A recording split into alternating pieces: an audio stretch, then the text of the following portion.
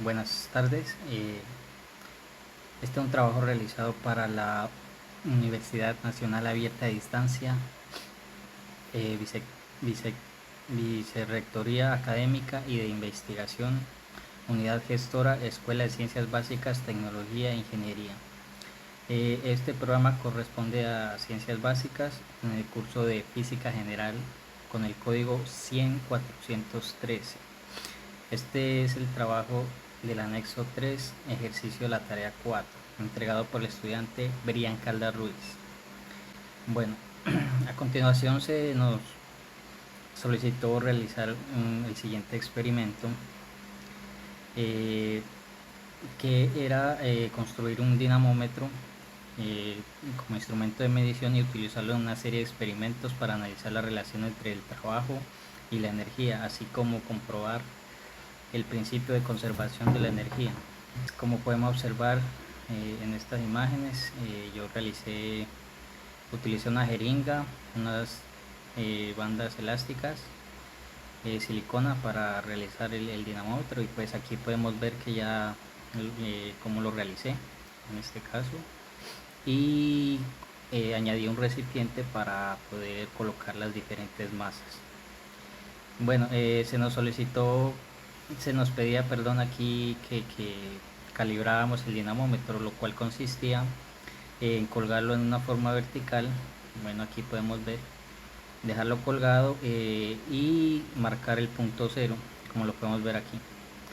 Eh, yo le anexé una parte de una regla que aquí podemos observar, y eh, colgando ya el recipiente donde iba a colocar las masas, lo dejé suspendido y ya tengo aquí mi punto cero, como podemos observar. A continuación pues se nos solicitó eh,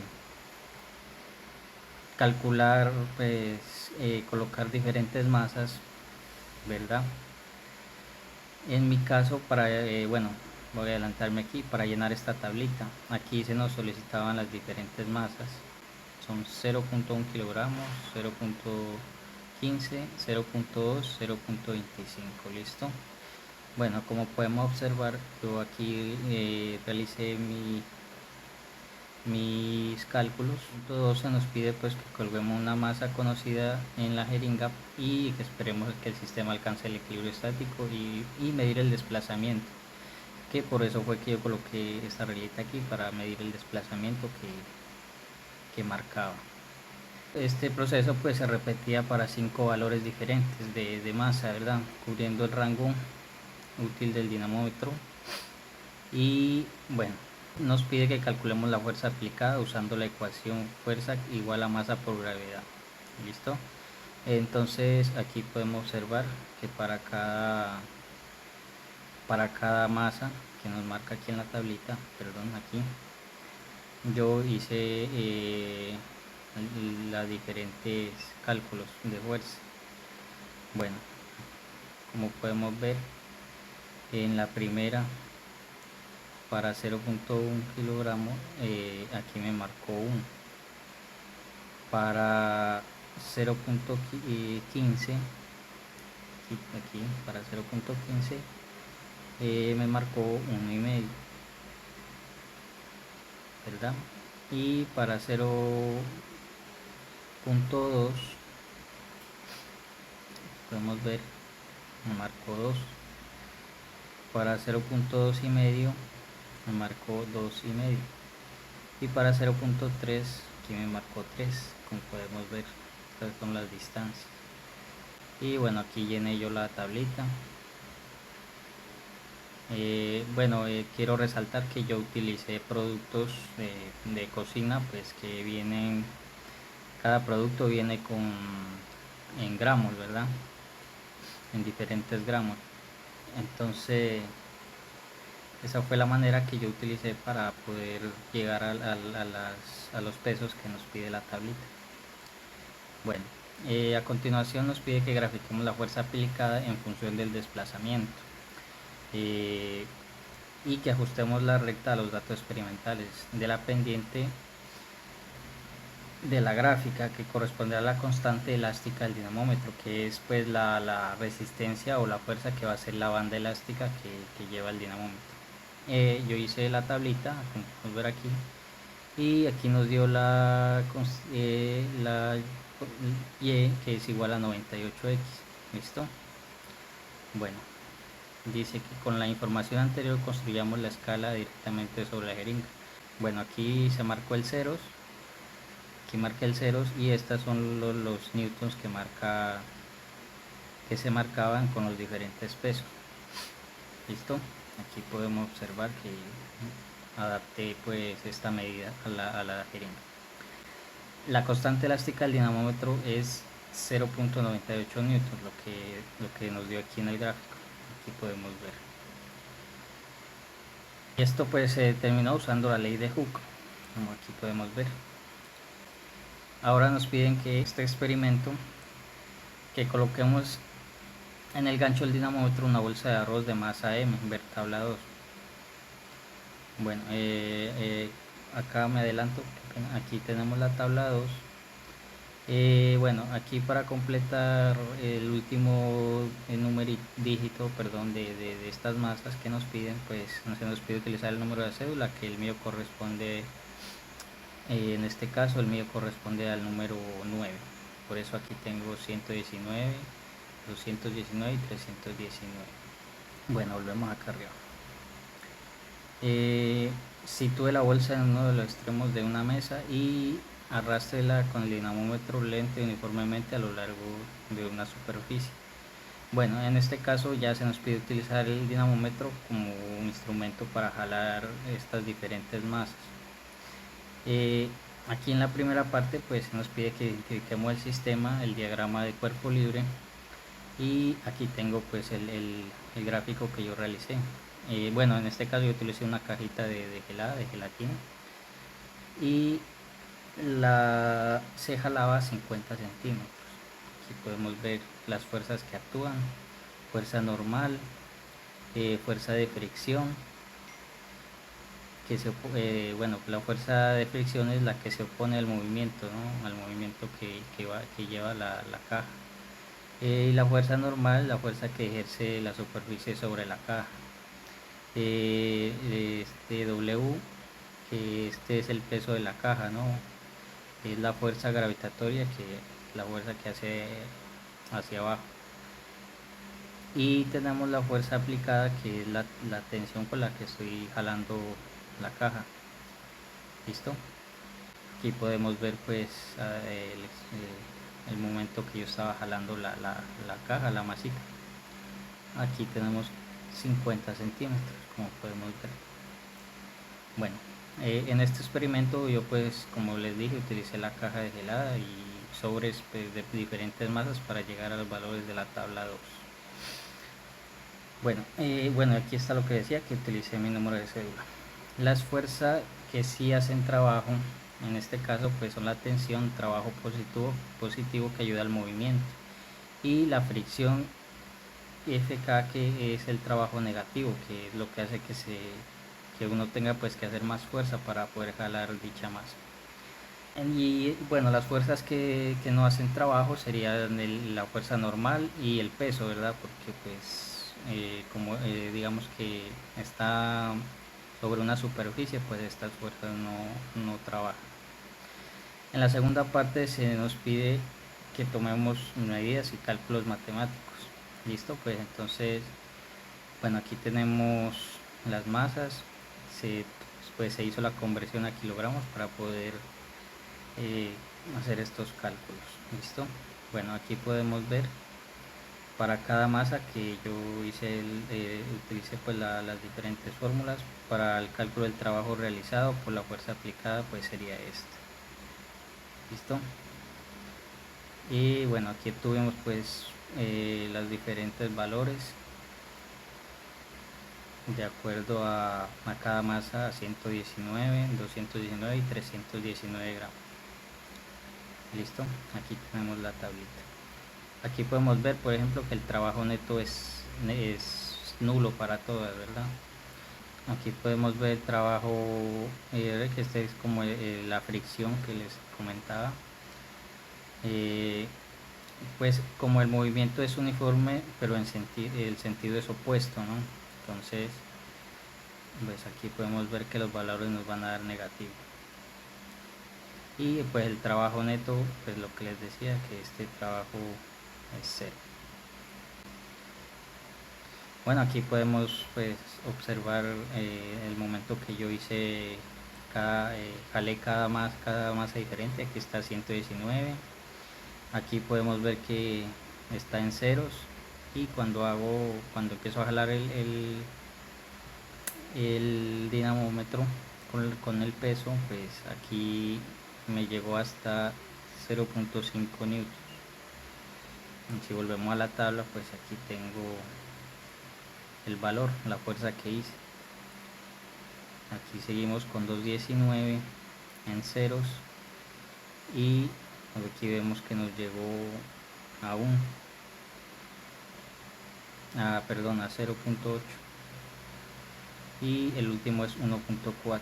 Aquí podemos observar aquí 1.5, y está un poquito antes de 1.5. Así fue como yo realicé pues el experimento. Bueno, aquí tenemos unos análisis. Nos pregunta que cómo varía el trabajo realizado por la fuerza medida por el dinamómetro al aumentar la masa de la bolsa considerando el mismo desplazamiento. Pues el trabajo realizado por la fuerza medida aumenta conforme aumenta la masa. Esto se debe a que a una mayor masa o peso se incrementa la fuerza de fricción entre la bolsa y la mesa, exigiendo que el dinamómetro aplique una fuerza superior para desplazar el objeto de la misma distancia. Bueno, en el punto 2 nos pregunta cómo se compara el trabajo realizado por la fuerza aplicada con el trabajo realizado por la fuerza de fricción. Indique qué signo tiene el trabajo de la fuerza de fricción y explique el motivo. Bueno, el trabajo de la fuerza aplicada es positivo porque favorece el movimiento, mientras que el trabajo de fricción es negativo porque se opone al movimiento. Como el desplazamiento es lento y uniforme, las cantidades se anulan entre sí, resultando el trabajo neto en 0. El signo negativo de la fricción indica que esta fuerza está quitando energía del sistema en forma de calor por el roce, ¿verdad? La siguiente pregunta me dice que ¿qué interpretación física tiene el trabajo neto obtenido en este experimento? Bueno, se interpreta que el sistema se encuentra en un equilibrio dinámico. Esto quiere decir que no hay cambio de energía cinética del objeto, y que la energía suministrada por la fuerza aplicada es totalmente compensada por el trabajo resistente de la fricción, manteniendo una velocidad constante durante el desplazamiento. En la cuarta pregunta dice cómo se vería afectada la medida de la fuerza si el dinamómetro formara un ángulo en la superficie de la mesa. ¿Por qué es necesario arrastrar la bolsa lenta y uniformemente durante el experimento? Bueno, en este caso la lectura sería incorrecta, ya que la fuerza aplicada se dividiría en componentes y alteraría la fuerza normal del sistema. Por otra parte, el arrastre uniforme es vital para asegurar que la fuerza medida equivalga únicamente a la fricción cinética, eliminando fuerzas adicionales. Aquí pues nos piden realizar otro experimento. Este ya es como en forma vertical, ¿no? Dice que coloquemos la bolsa de arroz. Bueno, yo seguí utilizando pues como podemos ver aquí otros productos pues para poder llegar a los pesos. Bueno, en este caso pues se nos pide colocar en forma vertical el dinamómetro a una altura. En este caso mi altura fue de 93 metros, 0.93 metros. Y aquí podemos ver el diagrama de cuerpo libre. Aquí podemos ver pues que yo utilicé el mismo sistema. ¿Sí? Aquí tenemos la altura de la mesa. Bueno, aquí las fuerzas, aquí tenemos la tensión ejercida por el dinamómetro. Listo, el peso, que es el peso de la canasta, aquí podemos ver. Y el peso de la caja hacia abajo, que este va influido por la gravedad, masa por gravedad. Listo. Bueno, en este experimento utilicé pues como les dije como recipiente donde coloco los pesos diferentes, de las masas para llegar a esos valores de la tabla 3 que la tenemos aquí. Son estos mismos pues del experimento anterior. Listo. Para este caso pues ninguna fuerza deja de hacer trabajo porque el movimiento es vertical. La tensión hace fuerza hacia arriba y el peso hace fuerza hacia abajo. Listo. Bueno, aquí se nos pide pues que registre el valor de la fuerza aplicada, lo que marca el dinamómetro.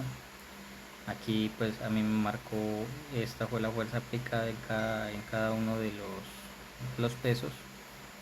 Aquí tenemos 1.7, 3.0 y 4.5 newtons. Aquí tengo pues el cálculo. Bueno, aquí nos dice que calculemos la energía potencial gravitacional de la bolsa a esa misma posición. Listo, esta es la energía potencial. Bueno, primero pues para llegar a esta energía tenemos que calcular el trabajo realizado por la fuerza, ¿verdad? Bueno, aquí pues podemos observar que lo hice para las diferentes masas. Bueno, el cálculo del trabajo realizado sería así, igual a la fuerza aplicada con el dinamómetro por la altura por el ángulo. El ángulo pues nos va a dar 0 porque es 180, es vertical. Listo. Aquí tenemos el cálculo, nos da 1.58 julios. Aquí podemos ver pues que ya llené la tablita con estos cálculos. Y pues aquí tenemos el cálculo de la energía potencial gravitacional. En este caso sería pues la energía potencial sería igual a masa por gravedad por altura. La masa que se hace la conversión a kilogramos por la gravedad que es 9.8 metros sobre segundo, esa no varía, y tenemos aquí la altura que es 0.93 metros. Bueno, aquí tenemos los cálculos para poder llenar la tablita acá. Listo. Bueno, aquí tengo pues las imágenes del experimento realizado. Aquí tenemos el peso 119, tenemos el dinamómetro en ceros, y cuando jalo la masa pues vemos que aquí por ejemplo aquí me dio 1.7, como podemos ver acá arriba en la tabla, 1.7 newtons. Aquí vemos la siguiente de 219 en ceros y nos llega hasta 3 newtons. Listo. Y vemos la tercera masa que es 319 y aquí nos llegó hasta 4 newtons. Listo, 4.5 newtons. Ok. Y bueno, nuevamente nos pide el análisis de los resultados. Bueno, a partir de los resultados dice: ¿qué criterio experimental permite identificar a la fuerza gravitacional como una fuerza conservativa? Bueno, el criterio principal es la recuperabilidad de la energía que observamos al realizar un trabajo para elevar la masa. Ese trabajo no se pierde, sino que se almacena íntegramente en el sistema como energía potencial gravitacional. Si se repitiera el experimento elevando una bolsa hasta la misma altura mediante un camino diferente, ¿qué se esperaría observar en el trabajo de la fuerza gravitacional y la energía potencial? Bueno, en este caso la energía potencial permanecería exactamente igual y el trabajo de la fuerza gravitacional también sería el mismo. El trabajo de una fuerza conservativa es independiente de la trayectoria, o sea, pues independientemente de si no voy en vertical, sino que voy hacia un lado a otro, pues la fuerza siempre va a ser la misma. ¿Qué conclusiones puede extraerse sobre la validez del principio trabajo-energía a través de los datos obtenidos? Bueno, después de estos resultados, pues podemos concluir que la relación directa, los datos demuestran que el trabajo realizado por una fuerza es el mecanismo mediante el cual se incrementa la energía del sistema. Y pues podemos tener un margen de pérdidas que es ligeramente superior a la energía potencial. Esto no invalida el principio, sino que confirma la realidad experimental. Parte del trabajo realizado se utiliza para vencer la resistencia del aire o fricción interna del propio dinamómetro. pero la mayor parte se convierte efectivamente en energía potencial. Y la conservación, se valida que en ausencia de fuerzas disipativas significativas, el trabajo externo realizado sobre un cuerpo se traduce en un cambio proporcional en su energía mecánica. Y pasamos al experimento 3. Bueno, en este se nos solicitaba pues de una altura de 2 metros dejar caer una bolsa M, o sea, unas diferentes masas, pues prácticamente son las mismas anteriores, aquí las tenemos, para realizar y nos piden realizar 3 mediciones con el fin de obtener un resultado más confiable. Luego calcular el promedio de tiempos. ¿Listo? Bueno, aquí tenemos las imágenes. Yo utilicé, aquí tengo 119 gramos, 219 y 319. Aquí está la altura de 2 metros. Tenemos la siguiente tabla. Pues bueno, aquí tomé los diferentes tiempos. Cada masa pues la lancé 3 veces. Estos fueron mis resultados. Y tenemos aquí el total. Aquí tenemos pues el cálculo de los totales del tiempo. Usando las ecuaciones de cinemática nos piden calcular la velocidad final para cada masa y registrarla en la siguiente tabla. Bueno, pues aquí yo ya la llené, pero aquí tenemos los cálculos. Para esto utilizaremos los tiempos promedio obtenidos de la tabla 4, teniendo en cuenta que se está dejando caer las diferentes masas. La velocidad inicial es 0, ¿verdad? Teniendo este dato utilizaremos la siguiente fórmula. Velocidad final es igual a velocidad 0 inicial más gravedad por tiempo, por el tiempo promedio, o sea, este. Bueno, aquí tenemos el cálculo de la velocidad final. Sería pues, por ejemplo, para 119 gramos, hacemos la conversión nuevamente. Y tenemos que la velocidad es 0, la inicial, como dijimos, más 9.8 la gravedad por 0.727. ¿Listo? Y esto nos daría velocidad final 7.12 metros sobre segundo, que lo tenemos. Y así para para las siguientes masas. Bueno, ahora calcule la energía potencial correspondiente a cada masa y aplicando el principio de conservación de energía determina la velocidad con la que la bolsa llega al suelo. Registre los valores obtenidos en la tabla 6. Nuevamente aquí tenemos pues la masa, energía potencial,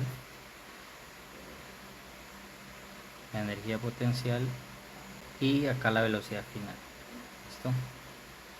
Bueno, aquí pues aquí utilizaremos el principio de la conservación de la energía. Nos dice que en ausencia de fricción la energía potencial gravitatoria se transforma en energía cinética al llegar al suelo. Utilizaremos, perdón, la altura de la que dejamos que los objetos, aquí sería 2 metros, ¿verdad?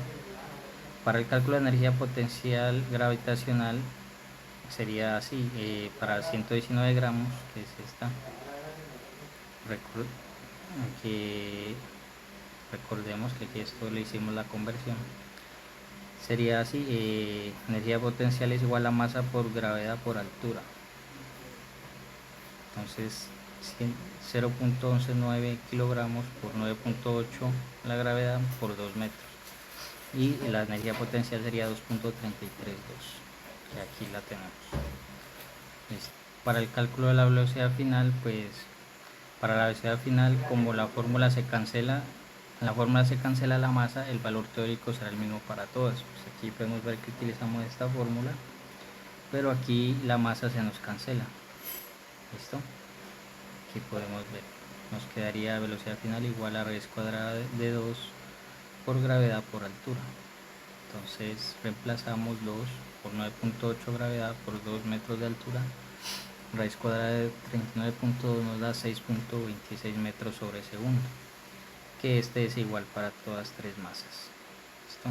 Usando la siguiente ecuación, calcule el porcentaje de error entre la velocidad final obtenida experimentalmente a partir del tiempo de caída y la velocidad calculada mediante el principio de conservación de la energía. Bueno, aquí podemos ver la fórmula para el cálculo de este porcentaje, que aquí, bueno, acá tengo los cálculos para cada masa. ¿verdad? Y aquí pues tengo los datos de las tablas anteriores y pues vemos que para 0.119 kilogramos es 13.74, para 0.219 es 11.66, para 0.319 es 8.74. Bueno, análisis de resultados. Aunque vamos con la primera pregunta, dice, aunque la energía potencial gravitacional inicial depende de la masa, la velocidad final obtenida por el método energético resulta independiente de ella. ¿Cómo se refleja esta afirmación en sus resultados? Bueno, si observamos en mis datos obtenidos en la tabla 6, en esta,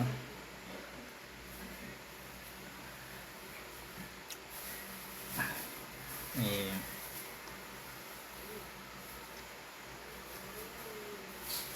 la velocidad final calculada mediante el principio de conservación de energías, esta se mantuvo constante en 6.26 metros sobre segundo para todas las masas.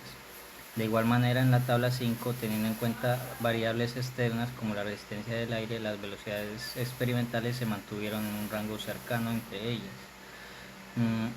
confirmando que la masa no es el factor determinante de la velocidad de caída libre, sino la aceleración de la gravedad y la altura. Dice, compare las velocidades finales obtenidas mediante el análisis cinemático y el análisis energético. ¿En qué medida la concordancia entre ambos resultados respalda la validez del principio de conservación de energía? Bueno, al comparar ambos métodos se observa que las velocidades finales obtenidas mediante cinemática, velocidad experimental 6.96 metros sobre segundo promedio, son ligeramente superiores a la velocidad teórica por conservación de la energía, que esta bola que nos dio 6.26 metros sobre segundo. Esta concordancia con un margen de error promedio de aproximadamente 11.2% respalda la validez del principio de conservación de la energía, ya que demuestra que la energía potencial inicial se transforma casi en su totalidad en energía cinética.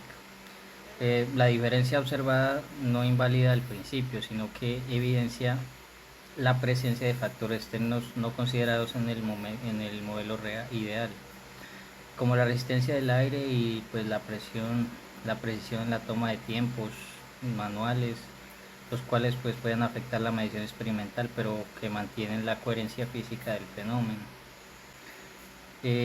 Analice los porcentajes de error obtenidos. Son lo suficientemente pequeños como para considerar que la energía mecánica se conserva en el sistema. Pues sí, porque los porcentajes de error son lo suficientemente pequeños para considerar que la energía mecánica se conserva en el sistema. Pues bajo un margen de tolerancia experimental en física de laboratorio. Los errores cercanos al 10% son comunes debido a factores externos. Pues la justificación radica en que los valores experimentales mantienen la coherencia con el modelo teórico y la discrepancia observada se atribuye a las fuerzas no conservativas como la resistencia del aire y el error humano, pues inherente en el uso del cronómetro, sí, pues puede que uno no pueda tomar el tiempo exactamente y esas cosas.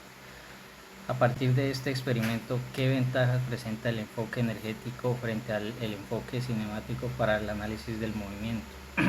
Bueno, pues con este experimento realizado me di cuenta de que el enfoque cinemático depende críticamente de la medición del tiempo, una variable, pues como habíamos dicho, con un alto margen de error humano. El enfoque energético se basa en cantidades escalares y constantes como la altura y la masa. Además, el análisis por energía permite establecer un límite teórico ideal de manera más sencilla, facilitando la identificación de fuerzas no conservativas, como la resistencia del aire, que afectan el movimiento real. Bueno, pues ese fue mis diferentes experimentos pues realizados. Muchas gracias.